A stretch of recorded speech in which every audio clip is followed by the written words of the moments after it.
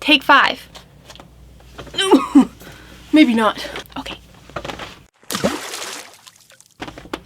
Hello everyone, it's a pleasure to see you again. If you are new here, my name is Aiden and books. I do books. I like books. Today, I want to start something new, maybe start a new series on my channel. If you guys end up liking the way this turns out, I want to read the first chapter of random obscure books that I've never heard about and see if I like them, see if you guys like them.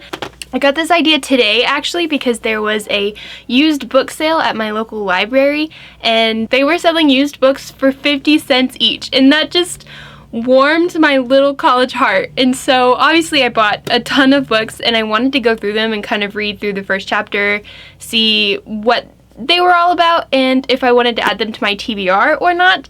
And I thought, why don't I just do this on camera? I think it would be fun. So today I'm going to be reading the first chapter of one of those random obscure books and then maybe make this into a series.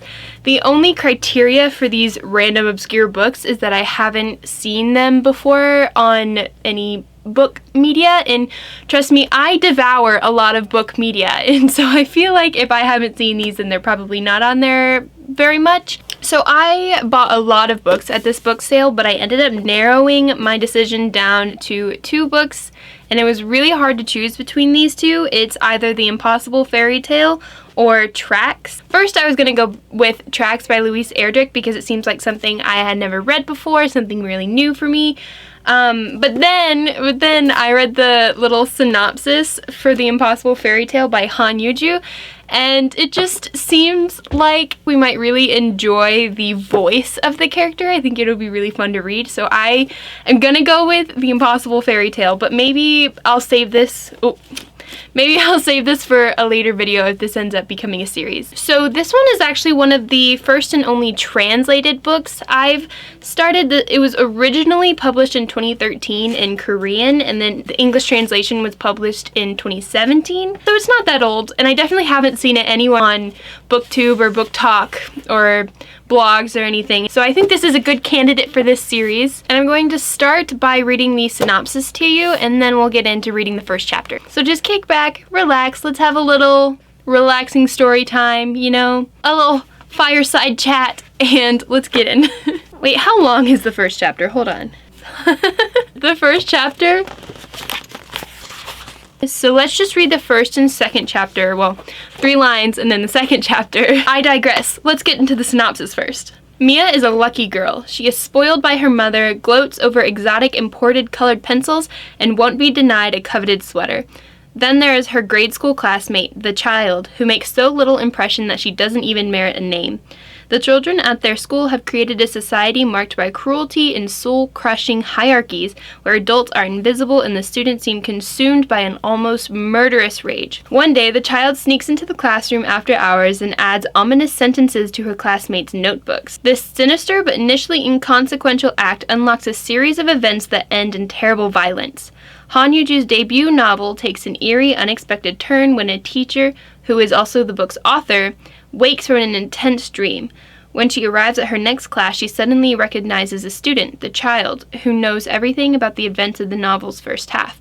Suspenseful and unpredictable, The Impossible Fairy Tale is a fresh and terrifying exploration of the ethics of art making and of the stinging consequences of neglect.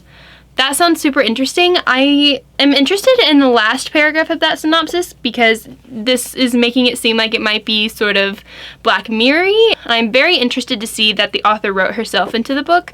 So maybe some of these events might be based on experience. Maybe it's not all fiction. We'll see. I'm really excited. Okay. All right. The Impossible Fairy Tale. Chapter 1. Dog. See the dog drifting by. Riveting. Chapter 2. See the dog, swimming, following the current of the river. Perhaps the dog is doing nothing more than being swept down the river, but it looks as though it's swimming, as though it's following the current, heading towards the dam where 2 rivers meet. No, it looks as though it's being swept down the river. Since the dog cannot speak, no one knows how it ended up drifting in the current, and if it were able to speak, bark, or cry, the noise would get swallowed up by the water, and silently it would be washed away with the dog. The dog is black and large, but because its soaking wet hair is as black can be and its large body is mostly submerged, its blackness and largeness aren't immediately apparent. The dog is submerged in water. The water is moving. The dog is moving, and so the river is moving. The dog's name, the dog's age, the dog's sex, the dog's breed, and even the dog's language are unknown. The dog that is far, right now so far away, even if it had a language, even if it were a dog's language, there is no truth that can be known about the dog. It is a dog, just a dog that happens to be swimming. The dog is swimming wordlessly. All of a sudden, shouts ring out from the riverbank where frost has yet to form. 3 or 4 people are gathered there, shouting at the dog. Video cameras, microphones, reeds, wind, summer, 4 in the afternoon. And a point just past that. No one knows why the cameras are there. A small, run-down boat moored across the river looks as though it's adrift. Before the dog is carried to the dam, before it's cast away, before the water meets the barrier, it must be scooped out. If it were winter right now, if there were a cold snap and the harsh days continued until the air froze, until the whole river froze, then the dog would simply slide across the top of the thick ice. No, if it were a dry season instead, if the dry days continued until the sand became dust, until the river dried up, until the bottom of the river creased and cracked like wrinkled lips, then the dog could simply walk across the bottom of the river on its 4 legs without leaving any paw prints behind. The dog moves on. The dog isn't interested in crossing the river, or it looks as though it's not, since it's not fighting the current and just continues downriver. On and on it goes, front paws, back paws, side by side, paws crisscrossing on and onward. Someone shouts its name, but it seems unreasonable to the dog to call its name in a language not its own, and so it doesn't respond, doesn't look back, but stares straight ahead. No, somewhere a bit higher than that, and keeps swimming with its head pointing above the surface of the water at a 30-degree angle. The dog is swimming calmly, but who can know how calm it really is? The people standing on the riverbank begin to walk in the direction of the dog is heading. Quickly or slowly. Only if the dog could walk on water, only if it could run on water. While someone shouts again, while someone anxiously calls its name, while its name is on everyone's lips, it acts as though it can't hear anything, or it pretends it can't. And with the bottom half of its drooping ears submerged in water, it moves on and on, westward and westward. The dog that is just a dog will sink before it sinks. It is a strange way to put it, but there's no other suitable expression. When its blackness and largeness are no longer in anyone's sight, it will disappear. The dog in the river and the dog. The dog must cross the river. There are cameras waiting to record that moment. The moment it crosses from the side of the river to this side, and there are people standing safely among the reeds, not entrusting their bodies to the current, who had hoped it would cross the river. The reason someone was able to become the dog's owner was because he or she had given it a name, and as a result, he or she had told it to cross the river, or perhaps had commanded it to cross the river, and after fastening a metal collar around its neck, had pushed it into the water. Perhaps the weight of the collar will cause the dog to sink to the bottom of the river. Therefore, the cameras standing by across the river will also have to sink. Therefore, the dog's name and the dog's language will also sink. The spot where the dog should have landed has already disappeared from the dog's sight and is disappearing from everyone's sight. No one knows why the dog doesn't cross the river, why it doesn't cut across or sail across, or how it has come to drift with the current. The dog isn't crossing the river, and the dog isn't swimming. The dog is drifting by. See the dog drifting by. The dog is there.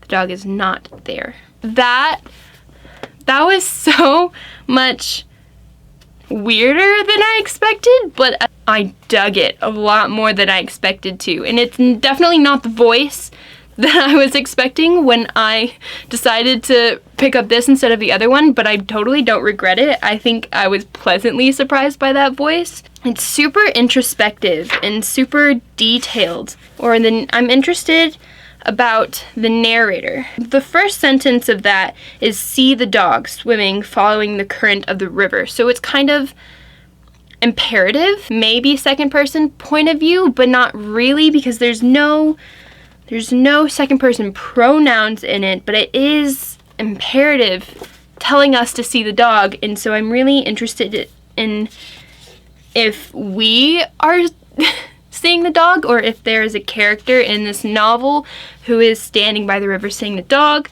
I don't know. I really like the style of prose too. It was fun to read. What did y'all think?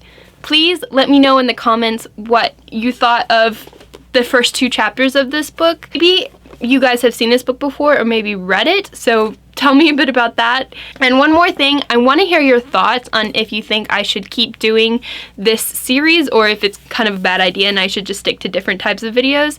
Please let me know. I want to hear both sides. If you want to stay tuned for more content from me, I've been posting more often recently, and so that is totally a reason to go click that subscribe button and also the like button if you so choose. And then apart from that, thank you guys.